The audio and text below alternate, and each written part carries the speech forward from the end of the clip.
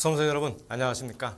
자, 저희들이 지금 공부하는 게 제2과목이죠. 재무관리입니다. 그래서 오늘은 그 세 번째 시간에 대해서 함께 공부를 하도록 하겠습니다. 자, 우리 지난 시간에 라이프 사이클 그거에 대해서 잠깐 언급을 했는데요. 그것에 이어서 공부하는 겁니다.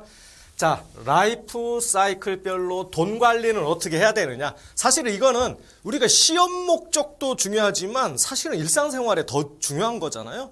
아주 상식적으로 아주 중요한 겁니다. 그래서 우리 10대 성장기 때들은 주로 이제 10대 성장기라고 하면 뭐 초중고 학생들 얘기해야죠. 그렇기 때문에 주로 목돈을 마련할 수 있는 이 적금, 매달 일정 금액을 붓는 그런 상품, 그리고 그 중에는 적금 중에서도 장학적금, 이게 가장 바람직하고요. 그 다음에 미성년자는 아무래도 돈이 없잖아요. 소득활동을 안 하니까 돈이 없다 보니까 이때 부모님들이 이제 적금을 들어주시는데 이게 10년이라는 기간 동안에 2천만 원까지는 증여세가 면제가 돼요. 그래서 2천만 원 넘지 말아야 된다는 거. 이거 넘으면 이제 증여세 부과될 수 있습니다. 그 다음에 또 뭐 이때는 이제 교육보험 같은 거 많이들 가입하시죠. 그래서 이런 보험이라는 건 항상 이런 어떤 안 좋은 일이 있을 때 보장을 받죠. 보장해주는 상품이고. 그리고 보험이라는 건 이제 특약, 선택해서 특약은 부과해서 가입할 수 있잖아요. 그런 것도 자신에게 맞게 그런 것들을 고려해 볼 수 있다. 자, 우리 20대 청년기에는 어떻게 행동해야 합니까? 자, 20대에 명심해야 될 돈 관리 팁입니다. 그래서 이 세상에 공짜는 없습니다. 그죠? 뭐 너무나 잘 알고 있죠. 뭐 많이 공부하고 공부한 걸 실천한다. 너무 뻔한 얘기죠? 뻔한 얘기. 생활 재테크에 주력하고 소득의 50%는 저축한다. 이렇게 결심을 하셔야 됩니다. 그리고 빨리 저축해서 오래 굴린다. 이게 핵심이에요. 결국 20대 명심해야 될 돈 관리 팁은 빨리 저축해서 하여간 오랫동안 하는 거예요. 오랫동안. 그리고 자신의 능력을 향상시키는 데 주력한다. 그래야 몸값을 올리라는 거죠. 몸값을. 목돈 마련, 절세를 동시에 추구하고 주거래 은행 정하고 신용카드는 주사용카드, 주로 사용하는 카드 하나를 집중적으로 사용한다. 그래야 비용적으로나 경제적으로 유리하다. 신용에도 유리하고. 자, 그러면 20대에는 금융상품 우리 포트폴리오는 그럼 어떻게 구성해야 되느냐? 자, 일단 장기 저축성 보험. 이거 이제 10년 이상 들었을 때 요거 이제 비과세 혜택을 누리게끔 가입을 하고, 그다음에 이제 이거는 머스터브 아이템이죠. 개인연금 저축입니다. 무조건 해야 돼요. 취업하자마자 노후 대비를 시작하는 것이 바람직한데 이거는 약간 최우선적으로 해야 될 일이에요. 그래서 개인연금 저축 이거 근로자인 경우에는 지금 2020년 4월 기준으로 연 400만 원까지 16.5%의 세액공제 혜택이 있습니다. 근데 만약에 연간 근로소득이 5,500만 원을 초과한다. 그러면 13.2%의 세액공제 혜택을 받고요. 그 다음에 조합 예탁금이라는 게 있습니다. 이것은 3천만 원까지 비과세 혜택. 1.4%만 세금을 내요. 이자소득에 대해서. 그 다음에 출자금은 1,000만 원까지 비과세 혜택을 받습니다. 그 다음에 주택 청약 종합저축. 이건 뭐 우리 아파트 청약하기 위해서 가입을 해야 되는데 가능한 일찍 가입해 놓는 것이 대체적으로 바람직합니다. 왜냐하면 이제 우리 1순위 자격 조건을 빨리 충족시키고 저축 금액도 늘리기 위해서 이렇게 해 놓는 거죠. 이게 일반적으로 이제 20대 금융상품 포트폴리오입니다. 자, 그럼 이번에 이제 30대입니다. 30대는 이제 결혼할 나이죠. 요새 이제 결혼이 늦더라도 일반적으로 이제 결혼을 하는 사람들은 주로 20대 후반이나 30대 초반. 이게 조금 늦춰진 거죠.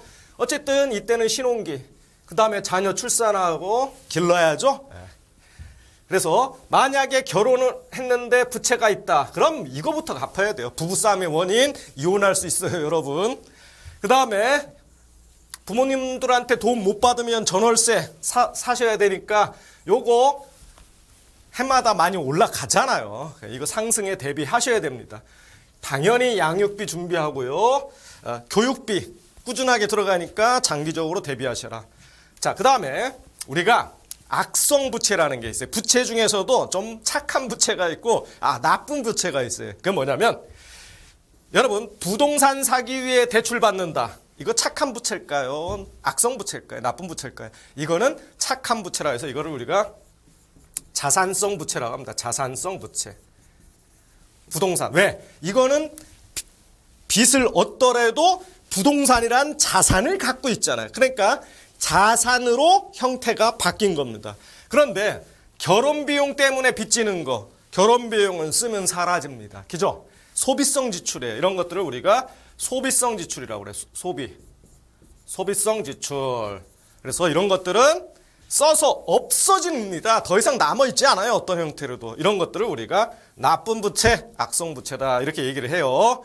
그래서 우리가 돈 관리의 팁 중에 중요한 건 여러분들이 저축을 하는 거 물론 중요합니다. 중요한데 그것보다는 부채, 그 중에서도 나쁜 놈 부채, 요 악성 부채를 먼저 갚는 게 중요하다. 이런 거 시험 문제 나올 수 있습니다. 자, 이번엔 40대입니다. 일생 중에 여유 자금을 다소 공격적으로 운용해 볼 수 있는 마지막 시기다. 이게 무슨 소리냐면요. 50대부터는 일반적으로 퇴직 연령이란 말이에요. 그때는 조금 투자성 상품, 즉 고수익을 주더라도 위험한 상품은요, 실패를 하면 돈을 회복할 시기가 없어요. 그러다 보니까 마지막으로 그나마 조금 리스크를 져가면서 고수익을 올릴 수 있는 상품을 고려해 볼 마지막 시기가 40대라는 거예요. 왜냐면 지금 설명드렸죠. 50대 이후 되면 만회할 시간이 없어요. 그래서 이때는 안정성 높은 재테크 전략으로 가셔야 돼요. 그리고 만약에 이제 50대는 돈이 많이 나가요. 자녀들 대학도 보내야죠. 결혼도 시켜야죠. 그러다 보니까 돈이 많이 나가기 때문에 만약에 자녀들 집 문제 해결하려면 또 다시 청약저축 같은 거 이런 거 가입할 필요도 있다. 그래서 우리가 마지막으로 공격적인 포트폴리오, 금융상 포트폴리오를 구성하는데 그런 상품이 뭐냐? 주로 하이 리스크, 하이 리턴 상품입니다. 손실도 볼 수 있지만 수익도 많이 올릴 수 있는 거. 세상에 안정적으로 고수익을 올리는 상품은 없어요. 그거는 사기꾼들만 하는 겁니다.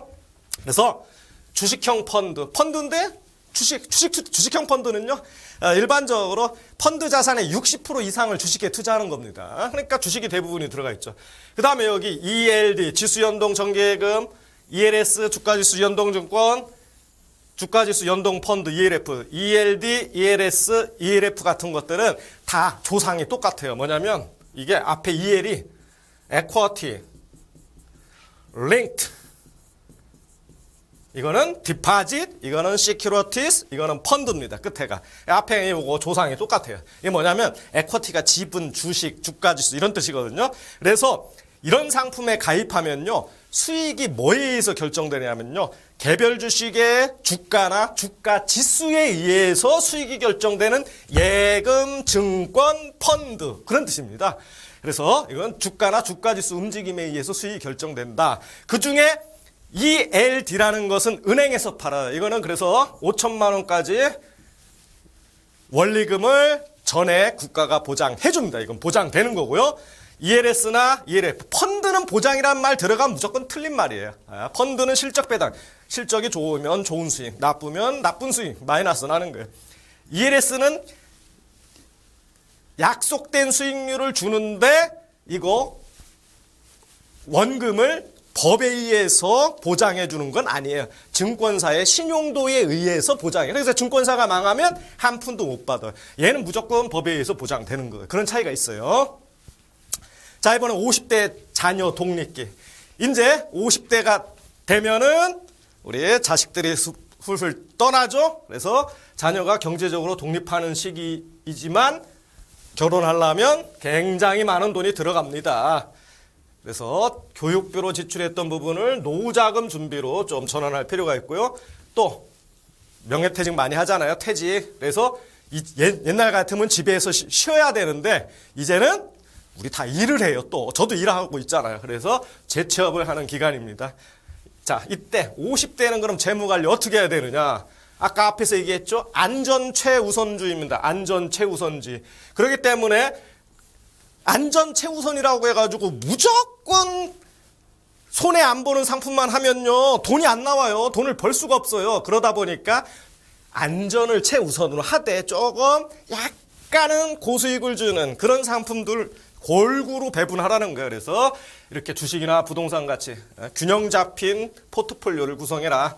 그래서 여유자금의 절반은 안전자산, 1년짜리 뭐 정기예금이라든지 이런 확정금리 상품 이런 것들은 여러분들이 손해보는 상품이 아니지 않습니까? 그래서 확정금리 상품에 넣어놓고 나머지 절반은 조금 이것도 공격적으로 하지 말고 그 나머지에 또 절반이라는 얘기예요. 자, 100원이 있으면 50원은 정기예금 같이 일단 안전자금에 넣어놓고 나머지 50원 중에 25원은 보수적으로 채권도 그 회사가 망하지만 않으면 돈 회수가 되니까.